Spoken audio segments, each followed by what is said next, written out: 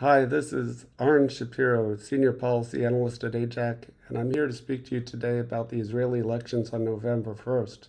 What we're going to be looking at are election commercials and what each party is giving to the Israeli public to convince them to vote for them. And isn't that what this is all about? Let's jump right to it.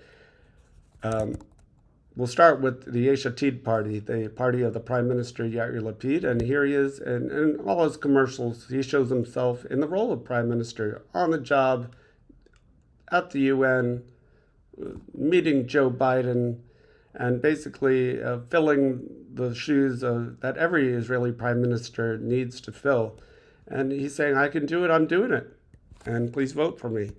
Next up is the Likud party, the opposition party of Benjamin Netanyahu, and boy, are they hoping that people will come back and vote for them because their base hasn't shown up in recent elections, and they're just saying if you would just come back and vote for us in mass, we could get up to that 61-seat coalition that we need to rule again.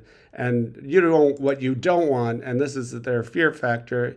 They put a little bit of an edge on their commercial and say that what you don't want is to see an Israeli-Palestinian government like that of Lapid, which will rely on the Muslim Brotherhood. And that's a swipe at that man on the right, Mansour Abbas of the Ram Party, who is, it's an Islamist party, which is distantly connected to the Muslim Brotherhood in ideology. However, it has been very pragmatic in practice, so it's a bit of doesn't hold all that much water. The other commercial I want to show you from Likud is the soft side of Netanyahu. This is a reprise of his role as the babysitter. He shows up at an Israeli family and on their doorstep and says that he wants to take care of their children. In this election, he has a new promise to give them free childcare from the crib to age 3, and we'll see how well that resonates. The next party I'd like to show you is the National Unity Party of Benny Gantz. Benny Gantz is marketing himself as an alternate prime minister to Lapid, and he says that I can form a government that Lapid can't. And this is because of his connections with, he has better connections with the ultra-Orthodox parties, for instance. And there is some truth to that. So he's hoping that will get him enough votes to be a realistic alternative prime minister. We're now looking at the Labor Party of Merav Michaeli. She's the first labor leader to run as the head of the party in 2 consecutive elections in a long time. She's in this commercial. She's connecting herself with the roots of Rabin, and she's saying that Rabin also faced hatred and incitement, and and we are the people against Bibi are also seeing that. But be proud, vote Labor again, stand tall, and together we will take back the government. Next up is the Yisrael Beitenu, or Israel is our home party of Avigdor Lieberman, and his commercials pretty much similar to all his other commercials from the other election cycles, where he attacks the ultra-Orthodox for taking too much of the state's money. He is running on his credentials and his accomplishments as finance minister, and here I'm shooting ahead. And I'd like to show you just where he attacks Benjamin Netanyahu. And this is because he's come under a lot of fire, Lieberman, as a right-wing leader who has participated in left-wing or centrist governments together as a unity government. And he's saying, Netanyahu, you are a hypocrite because you've also supported 2 states. You've also shaken the hands of Arab leaders like Yasser Arafat, and you have nothing on me.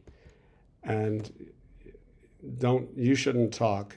The next commercial I want to show you is from the Religious Zionism Party of Betzalel Smotrich. And this is a kind of a funny, lighthearted story that they want to take the edge off their party, which is seen as very right wing.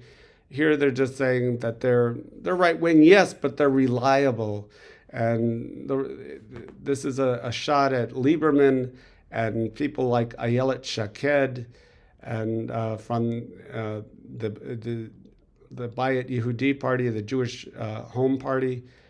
And they're saying in this commercial, they're ordering fast food at a high-tech company, and all the dishes are named after these right-wing leaders that joined the unity government. And it turns their stomach. They say, "Nah, we don't want any of that."